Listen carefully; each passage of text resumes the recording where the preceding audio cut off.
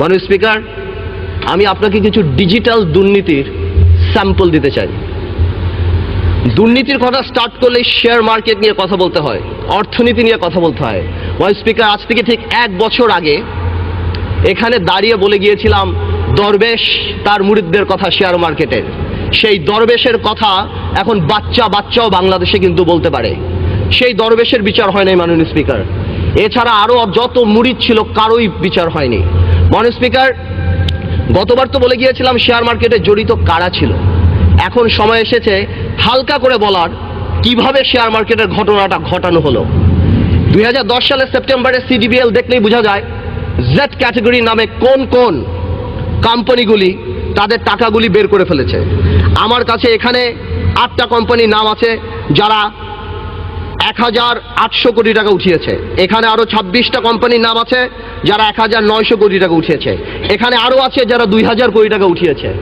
মাননীয় স্পিকার, সংসদ বা আমাদের গভর্নমেন্ট থেকে, সরকার থেকে বলা হলো, রেগুলেটর লাগানো হলো, এটা লাগানো হলো, অনেক কিছুই দেখেছি আমরা। পরে আবার সিসিটিভি ক্যামেরাও লাগানো হলো।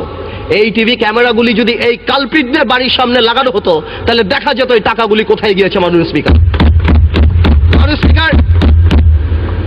একটা ইনভেস্টিগেশন কমিটি করা হলো, সেটা রিপোর্ট দেওয়া হলো। অর্থমন্ত্রী সুন্দর করে বললেন, these are mafia, we cannot speak, what a disgrace for the country. যা আমাদের অর্থমন্ত্রী বলে যে দিজ আর মাফিয়া। শেয়ার মার্কেটের আরো কিছু ঘটনা আপনাকে বলতে চাই। কয়েকদিন আগে পেপারে দেখলাম আমাদের বাংলাদেশ ব্যাংকের গভর্নর, কি নাম, ডক্টর আতিয়া শাহ, তাকে ইন্দিরা গান্ধী অ্যাওয়ার্ড দেওয়া হচ্ছে। তাকে তো ধ্বংসাত্মক অ্যাওয়ার্ড দেওয়া উচিত শেয়ার মার্কেট ধ্বংস করার জন্য। যখন তিনি দেখলেন যে 40% to 30% ইনভেস্টমেন্ট ব্যাংক করে ফেলেছে, তিনি যে বুঝালেন, আগে থেকেই অর্থমন্ত্রী যিনি অন রিপিটেড ফ্যাশন আগেও বলেছে আমি শেয়ার মার্কেট বুঝি না, তাদেরকে নিয়ে শুধুমাত্র ওয়ার্ল্ড ব্যাংক আর IMF কে খুশি করার জন্য, চাকরির শেষে ভবিষ্যতে অন্য চাকরি পাওয়ার জন্য কি বলা হলো, bank must withdraw the money. মাননীয় স্পিকার, 200 কিলোমিটার স্পিডের একটা গাড়ি যদি আপনি হঠাৎ ব্রেক করেন তাহলে কি হবে? যাত্রীরা নিহত হবে। এই বাংলাদেশের ব্যাংকের কিছু ব্যবসায়িক শকুনরা আর তাদের আশেপাশের কিছু ব্যবসায়ীরা এই শেয়ার মার্কেট থেকে টাকাটা নিয়ে আরম্ভ করলো। আমার শেয়ার মার্কেটটা ভেঙে চূর্ণ বিচ্ছিন্ন হয়ে গেল, বাংলাদেশের মিডল ক্লাস ফ্যামিলি ধ্বংস হয়ে গেল। মাননীয় স্পিকার, মাননীয় প্রধানমন্ত্রী উদ্যোগ নিলেন, এই দরবেশকেই আবার সেই সিটে বসালেন।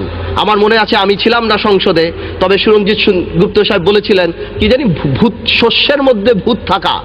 দরবেশও কিছু করতে পারলো না, বিভিন্ন ব্যাংকের সাথে